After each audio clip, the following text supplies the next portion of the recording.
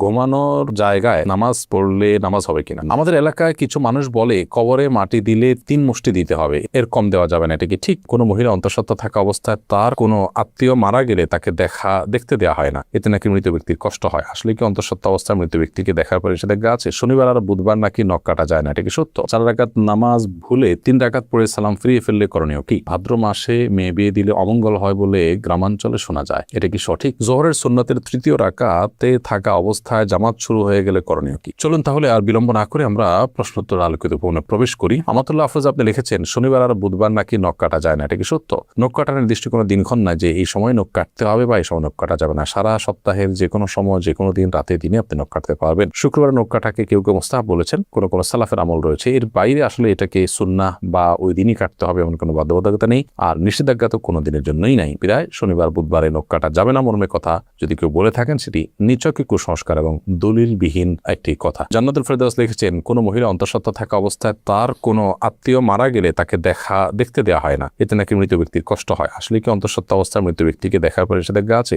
সম্পূর্ণ ভিত্তিহীন এবং কুসংস্কারের জন্য কথা। অন্তঃসত্ত্বা থাকা অবস্থায় অনেকগুলো কুসংস্কারের কথা আমরা জানি, এটা কাটা যায় না, সেটা কাটা যায় না, তারপরে চন্দ্রগ্রহণ হলে বাহির হওয়া যায় না, তারপর এই যে আরেকটা নতুন করে শুনলাম যে কোনো আত্মীয় মারা গেলে তাকে দেখা যায় না। একেবারেই ভিত্তিহীন কথা। আপনি যাদেরকে জীবদ্দশা দেখতে পারতেন মৃত্যুর পর তাদেরকে দেখতে পারবেন। ধরুন আপনার শ্বশুর মারা গেছে তো আপনি তাকে দেখতে পারবেন, যার সাথে আপনার দেখা দেওয়া যায় তাকে আপনি দেখতে পারবেন। অন্তঃসত্ত্বা হওয়া বা না হওয়ার কোনো সম্পর্ক এর সাথে বা এর কারণে কোনো পার্থক্য বিধানের ক্ষেত্রে হবে না। এমনি দেলোয়ার হোসেন লিখেছেন আমি গরু পালন করি, অনেক সময় গরুর প্রস্রাবের ছিটা কাপড়ে লাগে, এই কাপড় পরে নামাজ পড়া যাবে কি না? ভাই দেলোয়ার হোসেন, আপনি যে গরু লালন পালন করেন, এই গরু লালন পালন করতে গিয়ে যদি ছিটা পড়ে সেই ছিটা যদি শুয়ের আগার সমপরিমাণ হয়, এরকম ক্ষুদ্র ক্ষুদ্র ছিটা যদি পড়ে 2-4টা কোনো অসুবিধা নেই, এতে অসুবিধা হবে না। কিন্তু যদি অনেক বেশি পেশাব লাগে, ছিটা নয় বরং ফোঁটা পড়ে, অনেক ফোঁটা পড়ে, তাহলে সেক্ষেত্রে সেই কাপড় আপনাকে পরিবর্তন করে বা কাপড়ের সেই জায়গাটা ধুয়ে যেখানে লেগেছে ধুয়ে আপনাকে নামাজ পড়তে হবে। SH মোহাম্মদ আল জাবের আপনি লিখেছেন ভাদ্র মাসে মেয়ে বিয়ে দিলে অমঙ্গল হয় বলে গ্রামাঞ্চলে শোনা যায়, এটা কি সঠিক? না, এরকম কোনো কথা নেই। বিয়ের ব্যাপারে এমন কোনো সময় বা এমন কোনো কাল নেই যে সময় কালে বিবাহ হলে কোনো প্রকার ক্ষতি হতে পারে বা উপকার হতে পারে। বিবাহ সব সময় করা যায় এমন একটি বিষয়। শুধুমাত্র হজের এহরামরত অবস্থায় বিবাহ বন্ধনে আবদ্ধ হওয়া নিয়ে ওলামা ইকরামের ভিন্ন মত আছে। একদল ওলামা ইকরাম জায়েজ বলেন, অন্য দল ওলামা ইকরাম না জায়েজ বলেন। তবে এর বাইরে অন্য বছরের অন্য কোনো সময়, রমজানের বাইরে, কাটা চাঁদ বলে আপনার জিলহজ মাসে, কোরবানিদের মাসে, সে মাসে, কিংবা এই ভাদ্র মাসের কথা আমি নতুন জানলাম, তো এরকম কোনো মাসে বিয়ে করলে কোনো অমঙ্গল হয়, মঙ্গল হয় এরকম মনে করলে সেটি কুসংস্কার এবং বেদাত হবে। এ ধরনের কুসংস্কারের জন্য বিশ্বাসী হওয়া যাবে না। আমাদের এলাকায় কিছু মানুষ বলে কবরে মাটি দিলে 3 মুষ্টি দিতে হবে, এর কম দেওয়া যাবে না, এটা কি ঠিক? না, এরকম কোনো বাধ্যবাধকতা নেই যে কবরে মাটি 3 মুষ্টির কম দেওয়া যাবে না, দিলে কোনো হবে এমন কোনো কথা নেই। কবরে মাটি আপনি 3 মুষ্টি, 5 মুষ্টি, 7 মুষ্টি, 6 মুষ্টি যা খুশি দিতে পারেন, এমনকি মুষ্টিতে দিতেই হবে এমন কোনো বাধ্যবাধকতাও নেই। আপনি কোদাল দিয়ে দিতে পারেন, অন্য কোনোভাবে দিতে পারেন। মৃত ব্যক্তিকে দাফন করা ফরজে কিফায়া, সমাজের কিছু মানুষ যদি সেটি করেন সবার তরফ থেকে সেটি আদায় হয়ে যায়। অতএব মৃত ব্যক্তিকে দাফন করার এই কাজ আপনি শরীক করেন, একটু মাটি দিলেন, এটা সবের কাজটা আপনি করেন, বাট আপনার এটা মাথায় রাখা দরকার যে 3 মুষ্টি দিতে হবে এরকম কোনো বাধ্যবাধকতার কথা কোরআন বা সুন্নাহর কোথাও বলা হয়নি। এমডি মুখলিসুর রহমান আপনি লিখেছেন 4 রাকাত নামাজ ভুলে 3 রাকাত পড়ে সালাম ফিরিয়ে ফেললে করণীয় কি? 4 রাকাত নামাজ যদি 3 রাকাত পড়ে সালাম ফিরিয়ে ফেলেন এবং সালাম ফেরানোর সাথে সাথে মনে পড়ে, তাহলে ওই অবস্থা আপনি দাঁড়িয়ে যাবেন, আরো 1 রাকাত যুক্ত করে তারপর শেষে সিজদায়ে সাহু দিবেন।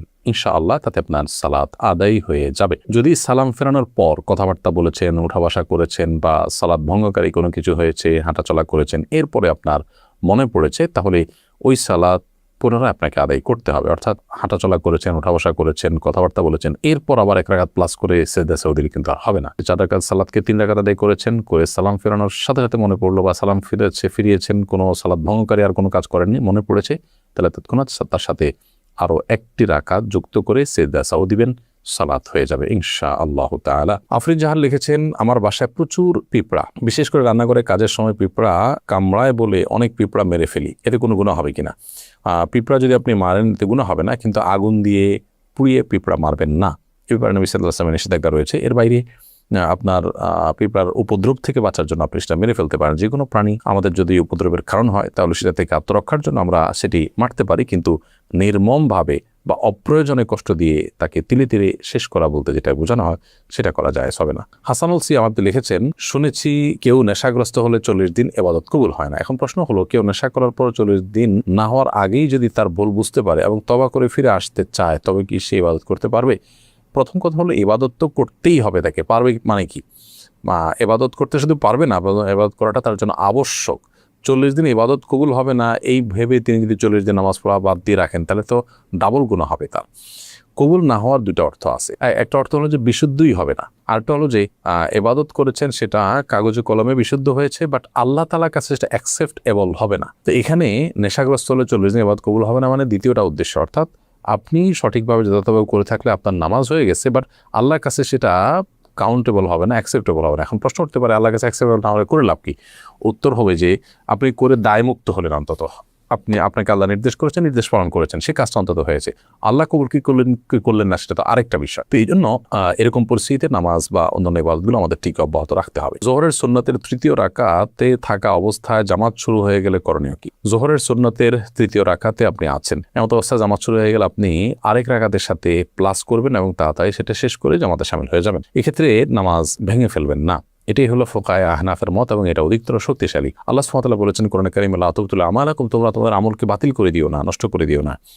যদিও হাম্বলি মাযহাবের উলামায়ে কেরাম অনেকেই বলেন যে এরকম পরিস্থিতিতে আপনি নামাজ ছেড়ে দিয়ে জামাতে শামিল হবেন, কারণ নবী করিম সাল্লাল্লাহু আলাইহি ওয়াসাল্লাম বলেছেন, ইযা উকিমাতিস সালাতু ফালা সালাতা ইল্লাল মাকতুবা, যখন ফরজ নামাজের একামত হয়, একামত হলে তখন ফরজ নামাজ ছাড়ার কোন নামাজ পড়া জায়েজ নয়, যার কারণে আপনি সেটা ছেড়ে দিবেন। এরকম মত তারা দিয়ে থাকেন।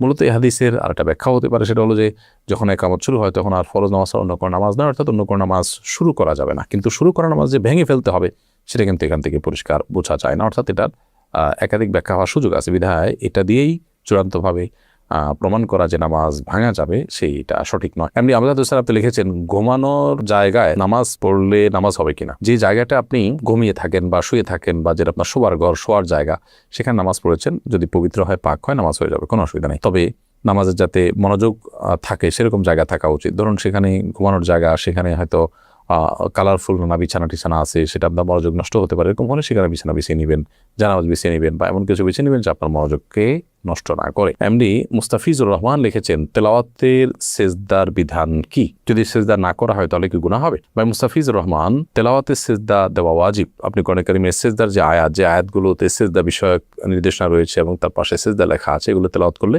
আপনাকে সেজদা দিতে হবে।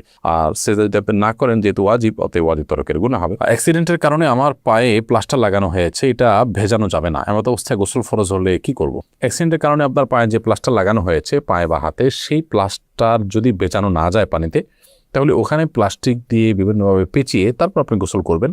আর যদি সেখানে প্লাস্টিক দিয়ে পেঁচিয়ে গোসল করলেও পানি লেগে যাওয়ার আশঙ্কা থাকে, তাহলে কোনোভাবে কোনো কিছুতে রেখে উঁচুতে, কোনোটা মোড়াতে বা কিছুতে রেখে এরপর আপনি আলতো করে পানি দিয়ে বাকি শরীর ধোবেন এবং সেই ব্যান্ডেজের জায়গাটা বা প্লাস্টারের জায়গাটা ভিজা হাত দিয়ে উপর দিয়ে আপনি মুছে নেবেন।